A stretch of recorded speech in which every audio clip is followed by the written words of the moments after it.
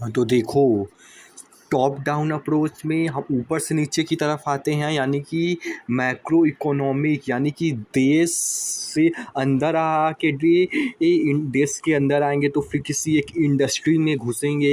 एक इंडस्ट्री में घुसने के बाद उस इंडस्ट्री के सेक्टर में घुसेंगे और फिर हम उसमें से मतलब कि स्टॉक को सिलेक्ट करेंगे, यानी कि देश से फिर हम अपने कंपनी को चुनेंगे और बॉटम अप अप्रोच से कंपनी से चलेंगे और ऊपर जाएंगे। तो देखो, सबसे पहला स्टेप होता है मैक्रो इकोनॉमिक फैक्टर्स को चेक करना, जिसके लिए इंडेक्स को ट्रैक कर सकते हो और कंपनी का मतलब कि बाकी सब फाइनेंशियल मतलब कि और सब चीज़ें का सल मेनली तभी इतना ही समझ में आया क्योंकि अभी वही बताऊंगा कि अभी जितना माइंड में जितनी चीज़ें घूम रही हैं उतना बताएंगे, फिर बाकी का बाद में वीडियो लेकर बताएंगे ताकि ये वाला ना छूट जाए। छोड़ो, मैक्रो इकोनॉमिक फैक्टर के इंडेक्स को ट्रैक करो और दूसरे नंबर पे ये मैक्रो इंडेक्स को ट्रैक किया, जैसे किसी FIS DIS किसी को अगर सबसे पहले देश पे बिट लगाना है तो देखेगा कि इंडेक्स कैसा है उस देश का, क्योंकि वही सारी मैक्रो इकोनॉमिक फैक्टर बता देगा। तो अब उसके बाद आता है कि इंडस्ट्री में आओ, जैसे ऑटोमोबाइल इंडस्ट्री मान लो अच्छा लगा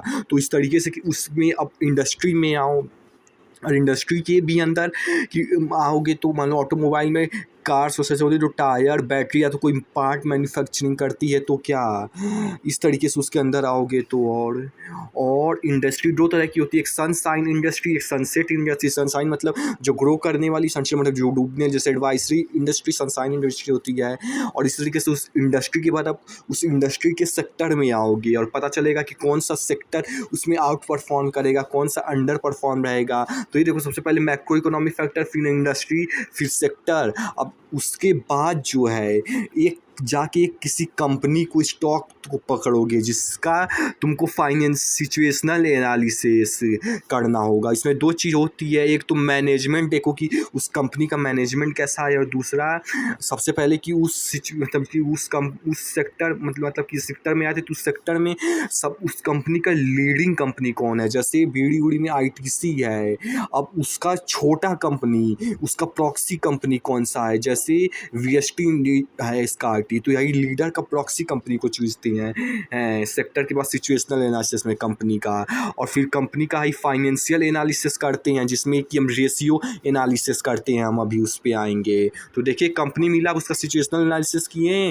और सिचुएशनल एनालिसिस मैनेजमेंट और लीडर की प्रॉक्सी कंपनी खोजें और फिर फाइनेंशियल एनालिसिस में रेशियो एनालिसिस करेंगे और सबसे आखिर में देखेंगे कि वो उसका जो एक्चुअल वैल्यू है उससे ज़्यादा या कम पे मिल रहा है। वो अर्निंग पर शेयर हो गया, डिस्काउंटेड कैश फ्लो के मेथड से होता है। तो इस तरीके से ये टॉप डाउन, अगर हमें किसी चीज़ का कोई स्टॉक नहीं पता है और हम देश के अकॉर्डिंग से अंदर चलते आ रहे हैं, या तो हमें कोई कंपनी पता है तो हम उसके ऊपर से चलते जाएंगे, इस तरीके से होता है। और देखो, ये चीज़ें कठिन नहीं है, इनफैक्ट तुम आसान चीज़ों को कठिन बता देते हो, ये प्रॉब्लम है।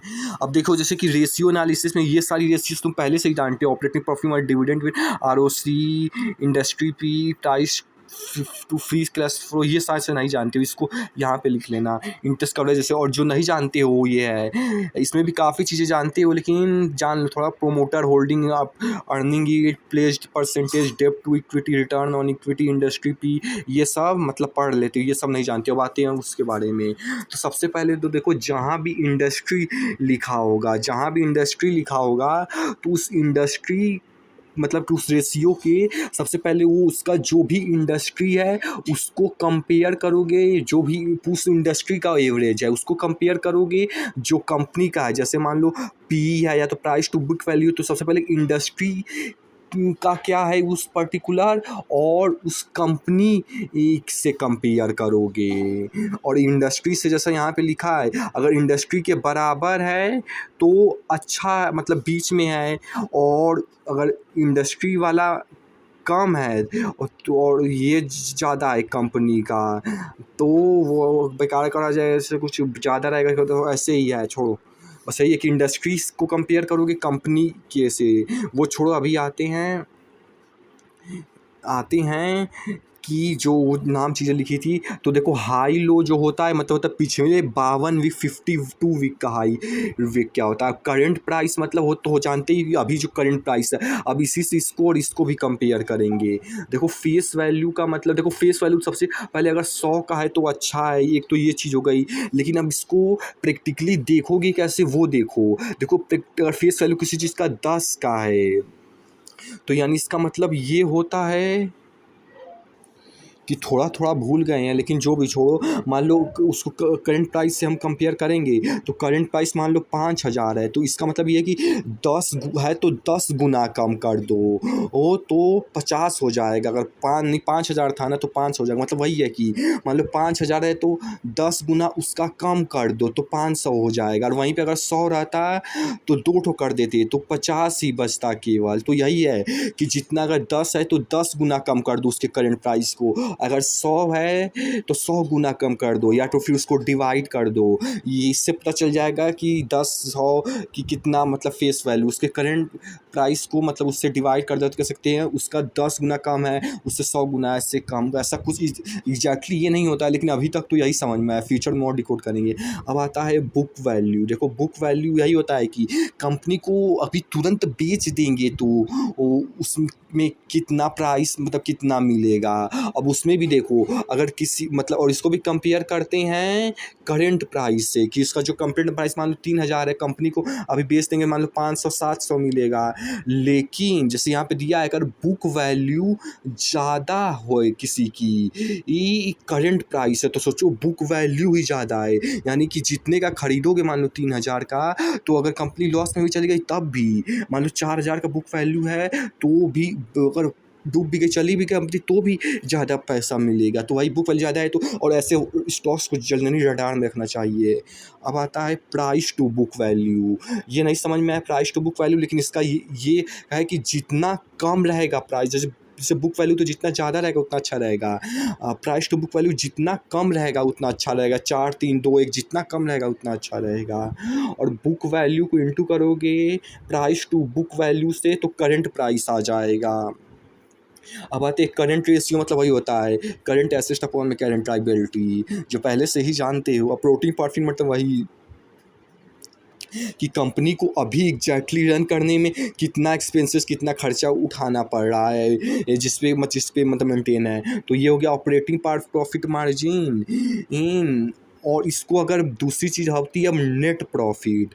देखो नेट प्रॉफिट ये लाल लाल दिया, लेकिन यहाँ पे भी लाल होगा। तो नेट प्रॉफिट मतलब होता है कि जो ऑपरेटिंग प्रॉफिट है, यानी जो कंपनी को रन करने के लिए जो भी एक्सपेंसेस लगे उसको माइनस कर दोगे इनडायरेक्ट एक्सपेंसेस जो कंपनी के आ रहे हैं, जैसे इलेक्ट्रिसिटी का बिल हो गया और भी सब तरह की फ्यूल वगैरह, ये सब इनडायरेक्ट एक्सपेंसेस को माइनस करोगे तो नेट प्रॉफिट निकल आ जाएगा। और ऐसे कुछ मतलब 4,000 है तो 3500 माइनस करो 500 ऐसे कुछ आता है नेट प्रॉफिट, यानी कि कम ही आता है। बस यही है कि इनडायरेक्ट एक्सपेंसेस को माइनस कर दोगे तो नेट प्रॉफिट आ जाता है। और डिविडेंड मतलब होता है कि मान लो किसी का 70% कोई डिविडेंड दे रहा है, तो इसका मतलब दे रहा है कि कहता है कि 100% में से उसने 70% दे दिया, यानी कि 100 रुपये की थी कोई चीज़ तो 70 रुपये में मतलब कि 70 रुपये जो कंपनी कमाई है उसमें से दे रही है। इसका मतलब यही होता है कि 70% तो उस 100 का 70 यानी कि 70 रुपये दिया इस तरीके से। और क्विक रेशियो नहीं समझ में आया, और हालांकि इसका एक फार्मूला भी होता है, ये लिखे भी हैं। इसका एक फार्मूला था जो कि फिर से वीडियो देखना तो वाला देख लेना, लेकिन क्विक रेशियो 1 का होना तो अच्छा होता है शायद से, नहीं तो समझ में नहीं। ऐसे जो स्टार बना है ना वो चीज़ें हमें नहीं समझ में आई हैं।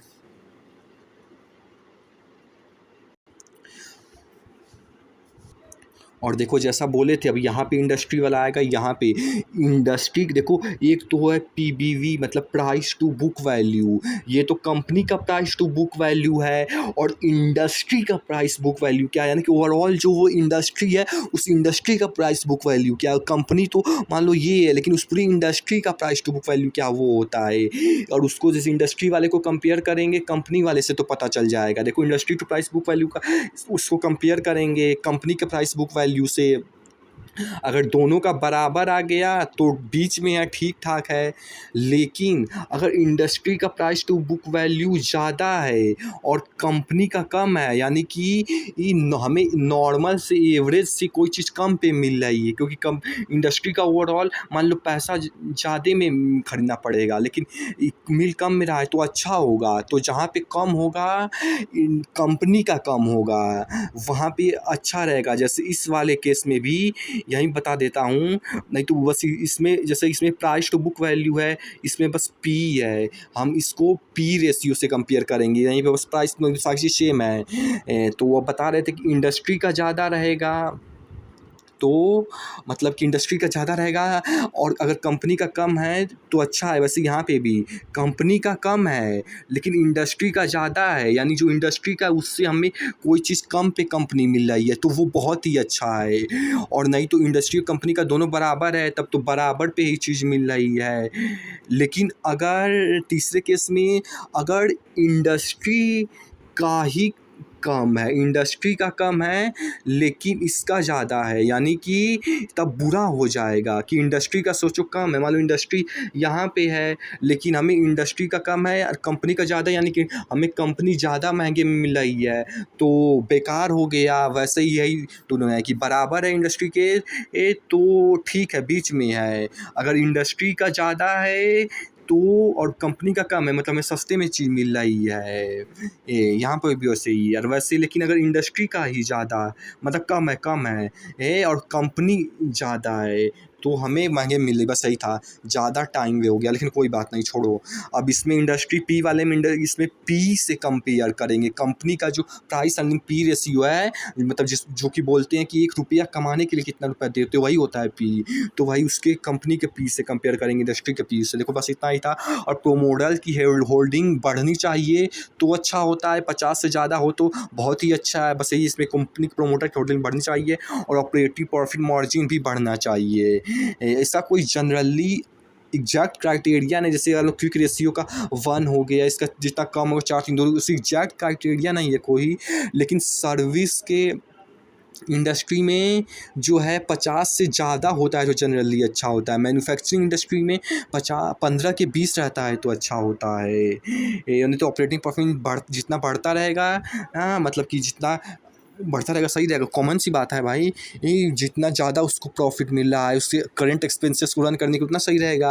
और market cap to cash flow ये नहीं समझ में आया यार, लेकिन ये देखो स्टार जो बनाया उन्हें वो नहीं समझ में आया। वो उसका मैं वीडियो चला दूंगा तो वहाँ से तुम देख लेना, दोबारा वीडियो नहीं देखना पड़ेगी इसकी वजह से। देखो 3 स्टार बनाया हूँ, इसीलिए ये वाला इम्पोर्टेंट भी काफ़ी है, market cap to cash flow वाला। और कैश इक्विवेलेंट भी कुछ होता है, रिजर्व भी होता है, प्रॉफिट ग्रोथ भी होता है। लिखा नहीं है क्या होता है, लेकिन कुछ कुछ होता है, ये पता है। और देखो यहाँ पे कंपनी का प्रोस और कॉन्स भी बैलेंस शीट पढ़ने के बजाय यहीं पे कंपनी का कॉन्स कुछ कुछ लिखा रहेगा। और पीआर कंपेरिजन में तुम यहाँ पे एक एडिट कॉलम करने का सेशन होता है, जहाँ से तुम उस पीआर कंपैरिजन में सारे कंपनी का जो जो लिखना चाहो यहाँ पे रेशियो में, वो उस कंपनी का मतलब कि वो रेशियो लगा के सारे कंपनी को पीआर से चेक कर सकते हो ऐसे। और एक होता है ग्राहम प्राइस, नहीं पता, ये ग्राहम वाला भी नहीं समझ में आया, स्टार इसीलिए भी बना है। और देखो अगर दूसरी बार से वीडियो देखना भी होता है तो रेशियो एनालिसिस इतना भी नहीं, रेशियो एनालिसिस केवल इतने में ही, इतना ही अगली वीडियो। और यहाँ पे जो बात की गई है इतने में, तो वो मतलब कि वो जो top to down bottom up approach था, और इनफैक्ट यही टॉप टू डाउन और बॉटम अप्रोच वाला ही ज़्यादातर प्रैक्टिकली यूज़ करोगे। कोई भी कंपनी अगर एनालाइज करती है तो वहाँ से सीखना, प्रैक्टिकली जब लाइफ में करोगे तो ये वाला चीज़ ज़्यादा काम करेगा। इतना ही खतरनाक या तो कह सकते हैं फालतू का रेशियो उतना काम का नहीं आएगा, इसीलिए इस वाले को अच्छे से पकड़े रहो। बस इसमें भी अब बस यही पकड़े रहे। सबसे पहले हम कंट्री की वो जो मैक्रो इकोनॉमिक फैक्टर्स जिसके लिए इंडेक्स को हम ट्रैक कर सकते हैं, उसके बाद हम किसी मतलब कि उसमें सेक्टर में आएंगे। और सेक्टर की किस में था यार, वो भी दिखाता हूँ, मतलब जिसमें भी था, अबे यार मतलब कि इंडस्ट्री में आएंगे। सबसे मैक्रो इकोनॉमिक फैक्टर के बाद इंडस्ट्री में, फिर सेक्टर में आएंगे। और फिर सेक्टर में आने के बाद हमें कंपनी मिलेगा जिसका सिचुएशनल एनालिसिस करेंगे, जिसमें 2 चीज़ करेंगे, एक मैनेजमेंट को चेक करेंगे, एक लीडर की प्रॉक्सी यानी बड़ी कंपनी की छोटी कंपनी को चेक करेंगे। उसके बाद फाइनेंशियल एनालिसिस में सब रेशियो एनालिसिस और वैल्यूएशन तो पता चल ही जाता है, इसको इतना नहीं। अब देखो इसको इसका जो नहीं समझ में आया उसका सब वीडियो चला देता हूँ, वो समझ लेना अगर समझ आए। हमें देखना होता है कि क्विक रेशो क्या है। क्विक रेशो इसका 0.70 का है। आइडियल सिचुएशन होती है कि 1 का होना चाहिए। क्विक रेशो हमारा ऐसा रेशो होता है जो हमें दर्शाता है कि भाई हमारे इन्वेंटरी को अगर हम हटा देते हैं, मतलब current assets minus inventory divided by current liability, तो हम कितनी क्विकली वर्किंग कैपिटल को मैनेज कर पा रहे हैं। क्योंकि इन्वेंटरी को भी टर्न करने के लिए, मतलब बेचने के लिए, वापस बनाने के लिए काफी टाइम लगता है। अगर हम इन्वेंटरी को हटा देंगे तो हमारी लिक्विड एसेट्स कितनी है, तो लिक्विड एसेट्स के बेसिस पे हमारा क्विक रेशो निकल जाता है, जो दर्शाता है कि कंपनी कितनी अच्छी वर्किंग कैपिटल पोजीशन में है। इसके बाद हमें सबसे इंपॉर्टेंट रेशो होता है market cap to cash flow. Market cap to cash flow ये दर्शाता है कि भाई मुझे मार्केट कैप जो भी इसकी चल रही है, जैसे 5000 करोड़ की है, तो इस कंपनी के पास कैश कितना है। जितना ज्यादा कैश होगा, जैसे आपने इससे पहले कहा था कि कंपनी अगर लिक्विडेट हो जाती है तो 718 रुपए के हिसाब से, 718 के हिसाब से कंपनी लिक्विडेट होगी तो पैसा मिल सकता है शेयर होल्डर्स को। तो ये कैश फ्लो दर्शाता है कि कैश फ्लो कल की तारीख में अगर लिक्विडेट होती है कंपनी, तो कैश फ्लो जो है, कैश तो कहीं जा नहीं सकता। एक एसेट की वैल्यू तो एप्रिशिएट और डेप्रिशिएट हो सकती है। आज की तारीख में कोई फिक्स एसेट की वैल्यू हो सकता है 1000 करोड़ की हो, और आने वाले 1 साल के बाद डेप्रिशिएशन की वजह से हो सकता है 900 करोड़ की हो, तो वहां पे आपकी वैल्यू डेप्रिशिएट हो सकती है, बट कैश कभी डेप्रिशिएट नहीं हो सकता। कैश की वैल्यू इन टर्म्स ऑफ हमारे पास पड़ा हुआ है काफी समय तक, तो इन्फ्लेशन की वजह से डेप्रिशिएट हो सकती है, बट कंपनी में जो कैश बैलेंस शीट में दिख रहा है वो कम नहीं हो सकता। तो market cap to cash flow जितना रेशो कम होगा, उतना जल्दी कंपनी कैश के बेसिस पे अपने मार्केट कैप को जनरेट करने में हेल्प करेगी, मतलब कि कैश के बेसिस पे मार्केट कैप को जस्टिफाई करने की कोशिश करेगी। जितना कम रहेगा उतना ज्यादा अच्छा रहता है। इसके बाद हम अगर देखते हैं तो कंपनी का कैश वो बताना जरूर रहेगा कि ये काफी इंटरेस्टिंग हो जाएगा। ग्राम मॉडल बेसिकली ये मॉडल होता है कि आप डिविडेंड के बेसिस पे फाइंड आउट करने की कोशिश करते हैं कि पर्टिकुलर कंपनी का प्राइस क्या हो सकता है। तो ग्राम मॉडल का एक डिविडेंड डिस्काउंट मॉडल होता है, जिसके फॉर्मूले के बेसिस पे आपकी वैल्यूएशन निकल जाती है कि भाई अगर ये डिविडेंड कंपनी दे रही है और ये ग्रोथ इसको आने वाले समय में मिलने वाली है, उसके बेसिस पे कंपनी का वैल्यू निकल सकता है। तो यहाँ पे हम ग्राम मॉडल के बेसिस पे अगर वीएसटी इंडस्ट्रीज का प्राइस देखते हैं तो 1793 दिख रहा है, जो कि स्क्रीन में हाईलाइट करके दिखा रहा हूँ। इसके नीचे अगर हम आते हैं तो क्वार्टरली रिजल्ट्स मिल जाते हैं हमें ज्यादातर कंसोलिडेटेड रिपोर्ट दिखनी चाहिए। यहाँ पे ये कंसोलिडेटेड नहीं है क्योंकि इसकी कोई तो देखो इस पूरे वीडियो में का केवल इतना पार्ट ही बॉटम अप और टॉप डाउन, जिसमें सबसे पहले मैक्रो इकोनॉमिक फैक्टर, फिर हम आएंगे इंडस्ट्री, फिर सेक्टर में, फिर हमें स्टॉक मिलेगा, उसका हम सिचुएशनल एनालिसिस, जिसमें कि हम सबसे पहले कंपनी की प्रॉक्सी ऑक्सी कंपनी मतलब छोटी बड़ी कंपनी का देखेंगे, दूसरे मैनेजमेंट, और फिर फाइनेंशियल्स में आएंगे जिसके लिए हम ये रेशियो एनालिसिस करेंगे। इस तरीके से अगर यही पार्ट मेनली तुम अप्लाई करोगे तो ये वाला अच्छे से याद रखना, और ये याद रख भी पाओगे क्योंकि यही आप इतनी बार देखिए इसलिए याद रख पाओगे। और इतना तो मतलब फालतू का है क्योंकि यहाँ पे मतलब ये सब स्टॉक मतलब कि ये रेशियो सिलेक्ट करने में लगा दिया गया, और इतना अगर रेशियो दोबारा समझना होगा तो केवल इतना ही समझना हो जाएगा, और इधर का तो वो बाकी जो पहले से जानते थे बताने लगे। देखो अप्लाई करने को मेन इतना ही काम आएगा, लेकिन अगर ये रेशियो भी याद रख सकते हो तो वो तब तो पूरा ही हो जाएगा। लेकिन मेन अगर इतना भी कर लिए तो समझ जाओ काफ़ी कुछ कर लिए।